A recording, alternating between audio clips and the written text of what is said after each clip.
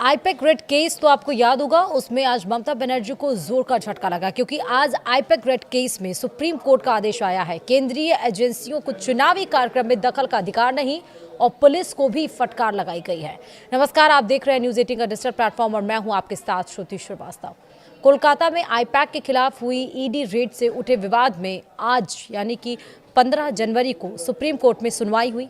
ED की याचिका पर सुनवाई कर रहे सुप्रीम कोर्ट ने अपने आदेश में दोनों ही पक्षों को आईना दिखाया है।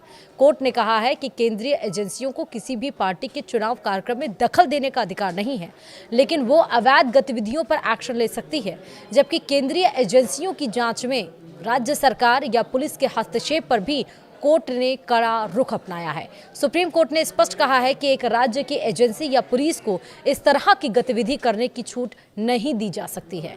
यह कहते हुए कोर्ट ने ममता सरकार और बंगाल पुलिस को नोटिस जारी किया है। ईडी अधिकारियों के खिलाफ दायर बंगाल पुलिस की एफआईआर पर भी अगली सुनवाई तक रोक लगा दी गई है। मामले की अगली सुनवाई 3 फरवरी को तय की गई है। सुप्रीम कोर्ट ने कहा है कि स्थितियां और बिगड़ने और कानून का राज खत्म हो जाए, किसी भी केंद्रीय एजेंसी को किसी पार्टी के चुनावी कार्यक्रम में हस्तक्षेप करने का अधिकार नहीं है, लेकिन सही तरीके से किसी गैर कानूनी गतिविधि के खिलाफ एक्शन ले सकती है। इसके साथ ही सुप्रीम कोर्ट ने ईडी अधिकारियों के खिलाफ दर्ज एफआईआर और अगली सुनवाई तक ईडी अधिकारियों के खिलाफ कार्रवाई पर रोक लगा दी है। वहीं मामले की अगली सुनवाई 3 फरवरी को होगी। सुप्रीम कोर्ट ने पश्चिम बंगाल सरकार और पुलिस को सभी सीसीटीवी फुटेज समेत अन्य डिवाइसेस और दस्तावेज सुरक्षित रखने का आदेश भी दिया है। अब इस सुनवाई के दरमियान ईडी की ओर से पेश हुए सॉलिसिटर जनरल तुषार मेहता और बंगाल सरकार की ओर से पेश हुए वरिष्ठ वकील कपिल सिब्बल के बीच तीखी बहस हुई।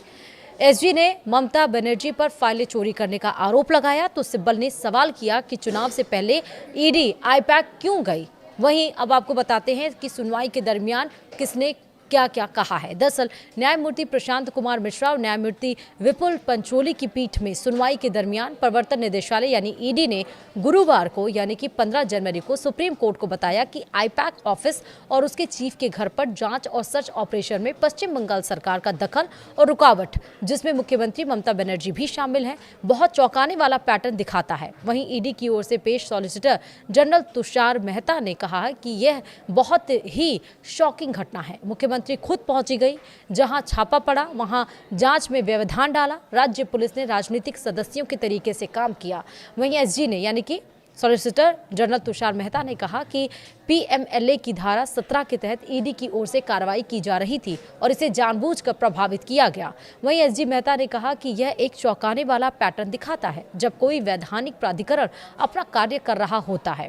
वहीं मुख्यमंत्री बनर्जी दखल देती हैं, पुलिस आयुक्त तो उनके साथ आते हैं और फिर धरना देती हैं। इस पर न्यायमूर्ति मिश्रा ने पूछा कि यह कैसे मान्य है। इस पर एसजी ने कहा कि ईडी की शिकायत है, एक पीड़ित और 1-2 अधिकारियों की भी है। ऐसे उदाहरण भी हैं जहां संयुक्त निदेशक के घर का घेराव किया गया, लोगों ने घबराकर फोन किए। एसजी ने कहा कि ईडी के अधिकारियों ने स्थानीय पुलिस को सूचना दी और पीएमएलए की धारा 17 के तहत आईपीएसी और फिर सभी पुलिस अधिकारियों की जांच करने का आदेश दिया गया।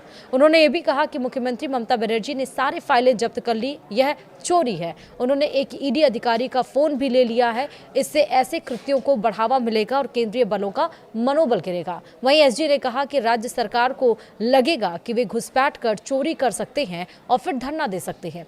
एक मिसाल कायम की जानी चाहिए कि जो अधिकारी वहां स्पष्ट रूप से मौजूद थे उन्हें निलंबित किया जाए। वहीं न्यायमूर्ति मिश्रा ने कहा कि तो क्या हमें उन्हें निलंबित कर देना चाहिए। इस पर एसजी ने कहा कि सक्षम अधिकारी को कार्रवाई का निर्देश दें, कृपया मामले का संज्ञान लें। मैंने अधिकारियों के संदर्भ में पीएमएलए की धारा 54 का उल्लेख किया है। एसजी ने कहा कि यहां पुलिस मुख्यमंत्री बनर्जी के साथ सबूतों को हटाने और नष्ट करने के लिए आई है। यह सरकार चोरी है। मैं मुख्य सचिव और विभागीय अधिकारियों को भी पक्षकार बनाने की मांग कर रहा हूं।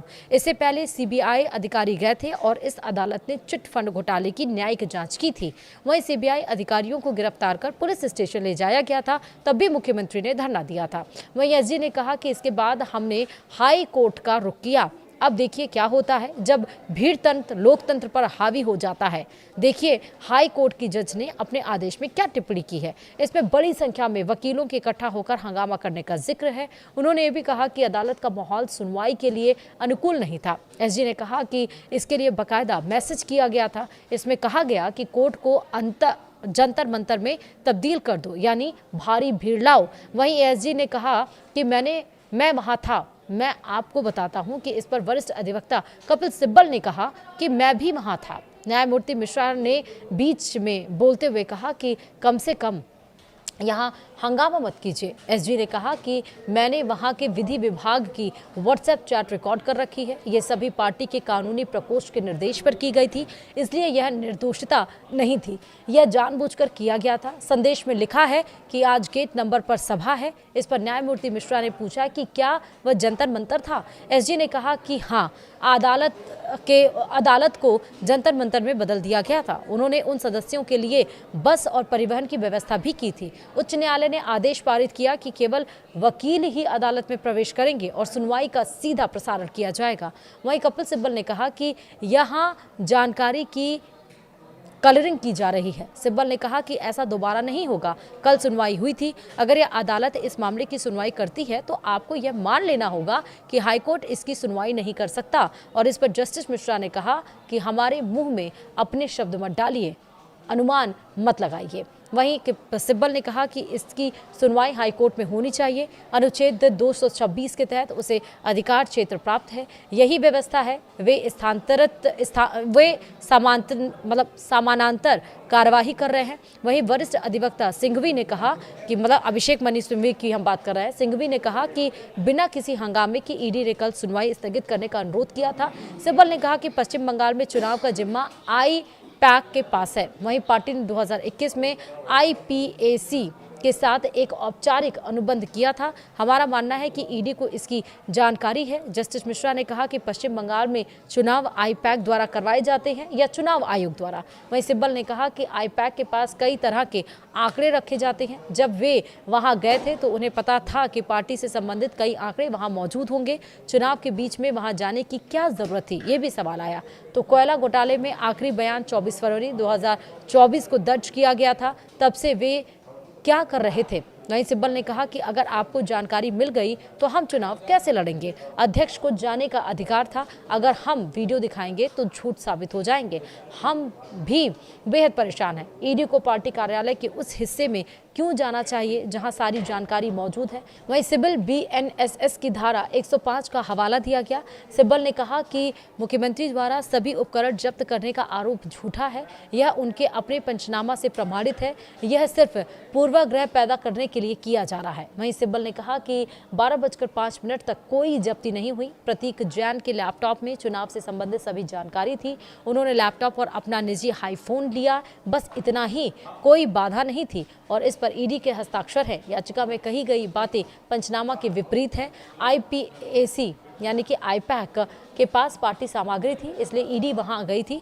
ईडी द्वारा अधिक से अधिक सामग्री एकत्र करने का यह पूरी तरह से दुर्भावनापूर्ण कृत्य है। वहीं सिब्बल ने कहा कि अगर कोई अपराध हुआ है तो उसकी सूचना राज्य को देनी होगी। अनुच्छेद 32 की याचिका में यह सब कैसे हो सकता है, ये सवाल कोर्ट की तरफ से। जस्टिस मिश्रा ने कहा कि यह सब वहां हुआ है, रिट याचिका में नहीं। सिब्बल ने कहा कि वे रिट याचिका में जांच की मांग नहीं कर सकते, उन्हें राज्य से जांच करने के लिए कहना होगा। हाईकोर्ट को इस मामले की सुनवाई क्यों नहीं करनी चाहिए, यह इस मामले की सुनवाई करने में असमर्थ नहीं है। वहीं एसजी ने कहा कि अन्य जगह पर इस मुद्दे पर सार्वजनिक बहस किए जा रहे हैं। मामलों पर मेरी आपत्ति केवल सिब्बल के संबंध में ही नहीं बल्कि अन्य लोगों के विरुद्ध भी है।